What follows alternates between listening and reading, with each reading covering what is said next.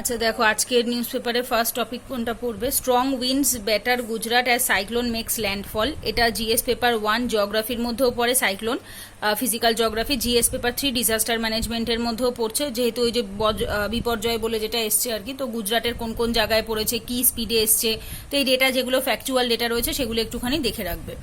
আচ্ছা, Delhi police seek to cancel POCSO case against BJP MP আর কি। এটা তোমাদের ওই ইসের যে রেসলিং এর যে ফেডারেশনের তরফ থেকে ওই যে কি বেশ যেন লোকটির নামে যে ব্রিজভূষণ শরণ সিং এরকম কিছু একটা হবে, ব্রিজভূষণই বলা হচ্ছে।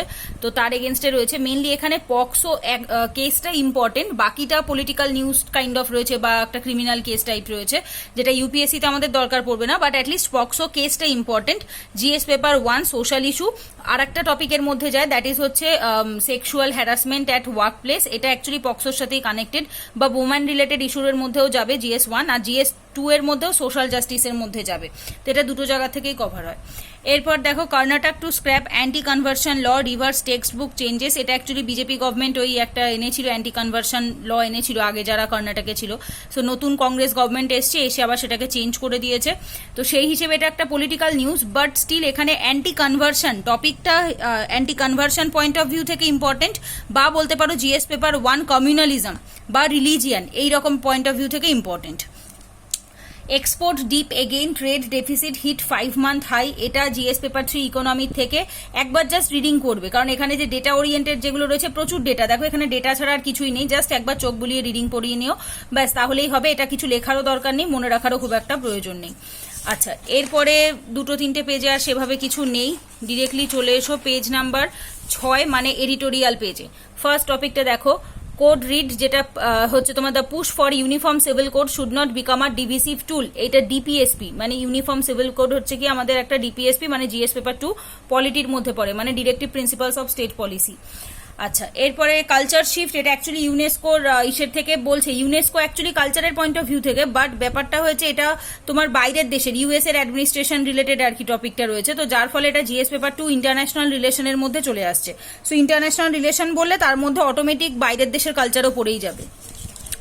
আচ্ছা, এরপর আসে কি jump starting the next phase of US India defence ties. এটাও ইউএস ইন্ডিয়া ডিফেন্স টাই এর মধ্যে মানে জিএস পেপার 2 ইন্টারন্যাশনাল রিলেশনের মধ্যে চলে যাচ্ছে। Reflections on artificial intelligence as friend or foe. এটা GS paper 3 plus essay paper, খুব ইম্পর্টেন্ট। জিএস পেপার 3 তে science and technology, artificial intelligence, অনেক সময় এই ধরনের এসেও আসে যে artificial intelligence bane or boon or friend or foe, মানে বন্ধু না শত্রু, এরকম ধরনের মানে নেগেটিভ এবং পজিটিভ দুটো দিকই বলতে বলছে। তো সেগুলো একটা এসএ পেপারেও হেল্প করতে পারে, ঠিক আছে? তো এটাও ইম্পর্টেন্ট। এরপরে is the Indian railway stretch beyond it's capacity. যেহেতু রেলওয়ের ওই তোমার কি বলবো আর কি ডিজাস্টারটা ঘটেছে, তো যার জন্য তার ওপর বেস করে মেনলি লেখা হয়েছে যে ইন্ডিয়ান রেলওয়ে কি তার মানে যার ক্যাপাসিটি তার থেকে বেশি ওভারলোড নিচ্ছে। তো সেই হিসেবে এই টপিকটা অ্যাকচুয়ালি তোমার অনেকগুলো টপিকের মধ্যেই যায়। যেমন দেখো, GS paper 1 geography, human geography ইনফ্রাস্ট্রাকচারে যাবে, জিএস পেপার 3 তেও ইনফ্রাস্ট্রাকচারে যায়, ডিজাস্টার ম্যানেজমেন্টে যায়, জিএস পেপার 2 তে লেজিসলেশনের মধ্যে যায়, ঠিক আছে? সো এরকম হচ্ছে অনেকগুলো টপিকের মধ্যেই যায়। টপিকটি ইম্পর্টেন্ট যেহেতু একটা বড় ঘটনা, প্লাস মানে রেলিভেন্সিও রয়েছে কারেন্ট অ্যাফেয়ার্সের পয়েন্ট অফ ভিউ থেকে, ভালো করে দেখে নেবে। আচ্ছা, 8 নাম্বার পেজে এখান থেকে এটা জাস্ট একবার চাইলে পড়তে পারো। এটা আমাদের ইউপিএসসির পয়েন্ট অফ ভিউ এমন কিছু ইম্পর্টেন্ট না, স্কিপ করে যাবে, একবার জাস্ট দেখতে পারো, দরকার পড়বে না। ওই অ্যাকচুয়ালি পঞ্চায়েত ইলেকশন রিলেটেড রয়েছে। India to buy 31 MQ-9 Reaper UAVs announcement during MPs US trip. তো এটা অ্যাকচুয়ালি ইন্টারন্যাশনাল রিলেশনের মধ্যেও যায়, বাট এটা ম্যাক্সিমাম যেটা যায় জিএস পেপার 3 সিকিউরিটি আর science and tech, because science and টেকের মধ্যে ডিফেন্স বলে একটি চ্যাপ্টার হয়।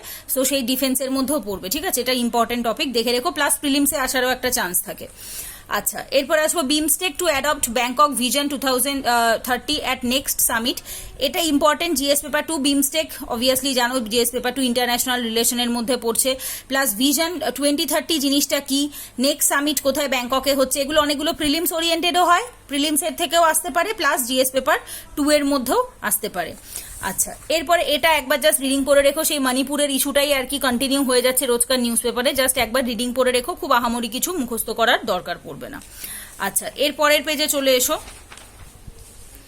এইটা ইম্পর্টেন্ট টপিক, হ্যাঁ। 80 caste to be added to central OBC list, এটা ভীষণ important. GS paper 2 polity very very important লিখে রেখেছি। Basically OBC, central OBC list জিনিসটা কি এটা ইম্পর্টেন্ট, প্লাস 80টা কাস্ট। এবার এই 80টা কাস্ট কোনোদিনও নাম কেউ মুখস্থ রাখতে পারে না, আমি মুখস্থ রাখতে বলছিও না, বাট একটা বেসিক আইডিয়া রেখো এখান থেকে প্রথমত। আর দ্বিতীয়ত হচ্ছে তোমার রিজার্ভেশনের ওপর একটা এমফাসাইজ রেখো, বা এদের কি ক্রাইটেরিয়া থাকে, কারা হতে পারে কারা হতে পারে না, তো ওবিসি লিস্টের। তো এইটাও কিন্তু ভালো করে একবার পড়ে নেবে।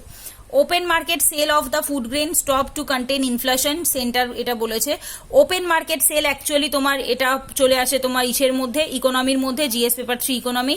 প্লাস ইনফ্লেশন যেহেতু বলছি, ইনফ্লেশনকে কন্ট্রোল করার জন্য এটা করা হচ্ছে, তো এটা মনিটারি পলিসি প্লাস হচ্ছে তোমার ইসের ফিনান্সিয়াল মার্কেট যেগুলো রয়েছে আমাদের, স্টক মার্কেট বা ধরো financial market, capital market, money market, এই ধরনের মার্কেট যেখানে ওপেন মার্কেট হয়ে থাকে, প্লাস ইনফ্লেশন, দুটো টপিকের পয়েন্ট অফ ভিউ থেকে ইকোনমিতে ইম্পর্টেন্ট জিএস পেপার 3।